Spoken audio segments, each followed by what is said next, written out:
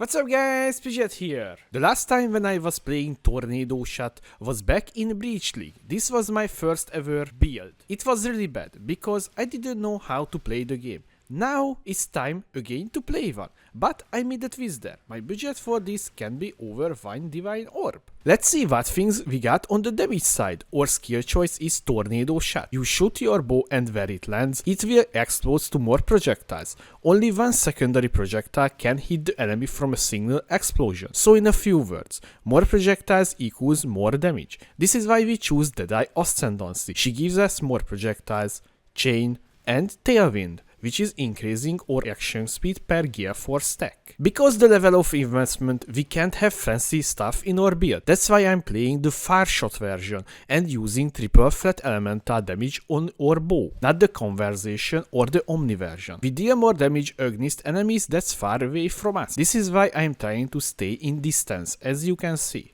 I'm using 4 offensive and 1 defensive aura, why we still can use our skills freely. We are achieving this with a single unique, namely Devouring Diadem unique helmet. Because we had triple elemental damage bow, we can scale that damage freely. The auras is the following: Wrath for more lightning damage, Anger so we can scale the fire damage, we have a Divine Blessing setup and we using Haste for more attack speed. And of course using Precision for the crit and accuracy rating. On the mob boss, our DPS is also good, even with this level of investment, because we can hit the boss at least 5 times with a single shot. I'm tested this on low level monster, and this is why you will see the DPS multiplied by 5 in the POE. The clearance feels good thanks to the chain from the Ascendancy. Even with this low investment, I can feel the damage output. It just feels good, and we can run really fast because the Tailwind and Gear Force combination. Tailwind is giving us more action speed per Gear Force stack. We gain Gear Force when we using a skill. The more skill you use, the faster you will move. That's why I have focus on left click from our belt, which is a really cheap unique belt for the damage that it gives us. The belt is Hyperborus. It costs like 5 chaos at max. This belt is coming from the Betray mechanic, and you can have on this a very good mod. Regenerate energy shield while there is a unique or rare enemy nearby. So you can freely use your skills because the Devouring Diadem gives Eldritch Battery, or energy shields now protects our mana. On the defensive side, we have only one defensive aura, namely Determination for the armor and using Molten Shell as our guard skill. If our Molten Shell and the flasks is up, we became very tanky, but after that you can easily die to anything. Our character still have spell suppression, which is preventing half of the spell damage when we taking spell damage, but this is not capped, so sometimes you can die to spell one shots. Defensive part where I was needed to stay low level because I can spend more on the gear.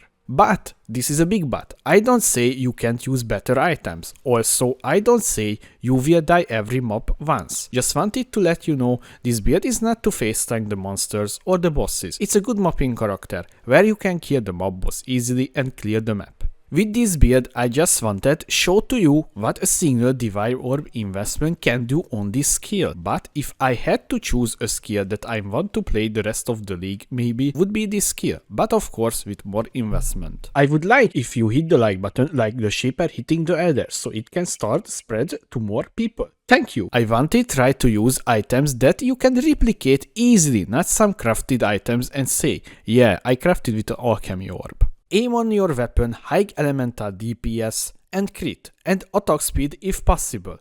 I got this bow for 100c, and this was my most expensive item in the build. The rest of the items may be 20 chaos at max. The better weapon you have, the better your DPS will be. So try to spend more on this and less on the rest of the items if your budget is limited. On your keyword, you can have bow attacks fire an additional arrow. I was very surprised this with high life and elemental damage to attacks that cheap. I got this for 20 chaos. If your budget is limited, I suggest to you get an extra arrow and life, but I think you can spend a little more on this as well. The rest of the items is very basic and cheap items, just life, resistance and little with elemental damage to attacks if possible. As you can see, my gear is not the best in the game, but it gets the jobs done. Even on my amulet there is no damage modifier, just life and resistance. Also I'm using a cheap but good Annoyed True Strike. Using free unique item in the build. As I mentioned earlier,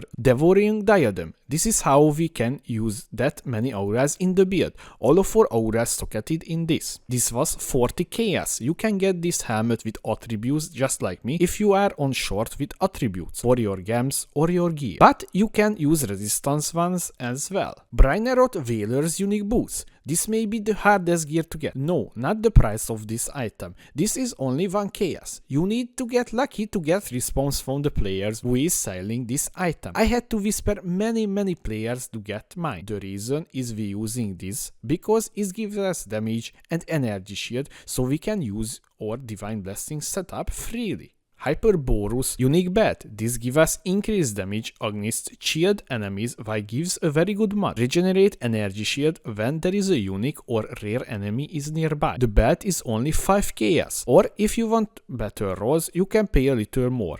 I think this bat is hard to swap out if your budget is not high. The following implicits you can craft with the Elvish currency. I just use the lesser ones. This is all cheap, like 1 for 8 lesser ones. So you could easily get the following rolls. On your gloves, inflict fire exposure on hit and adds elemental damage to attacks. Any attack roll is good. I have cold damage 1 because I need it to my Trinity support gem procs. On your body armor, Wrath has increased aura effect and increased aura effect. You can use the other aura effects as well, like anger or haste. But I have to use this because the Trinity support gem, so all 3 elements can have the maximum resonance. Pantheons we using is the following. Major, Soul of the Brine King, important to upgrade, avoid to being frozen and reduced effect of chill on you.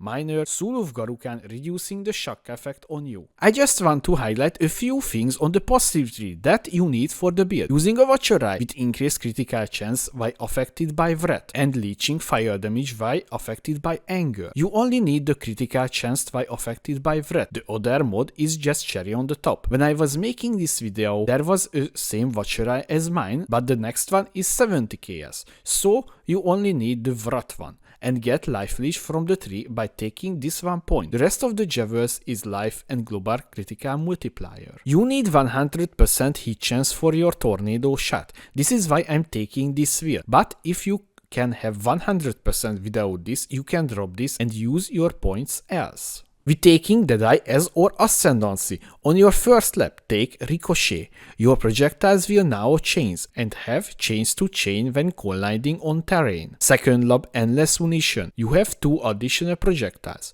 Third lap, take Fire Shot. You will deal more damage to enemies that far away from you. Last lap, Gathering Wind. You have Tailwind. You move faster and attack faster, and this is increasing per gears 4 stack. Gem and Gemling, starting with our main link in our body armor, Tornado Shot, greater multiple projectiles, elemental damage with attacks, increased critical strike support, Trinity, increased critical damage support. In our gloves or Divine Blessing setup, Divine Blessing, Haste and Inspiration.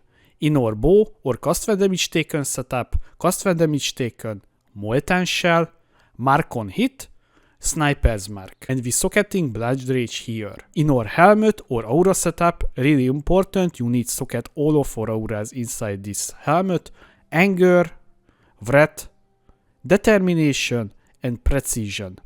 In our boots or move and skill setup, Flame Dash with faster casting. I hope you enjoyed this video about Tornado Shot Deadeye. If you have any question, please let me know in the comment section. Thanks for watching guys, I was Bridget, see you next time!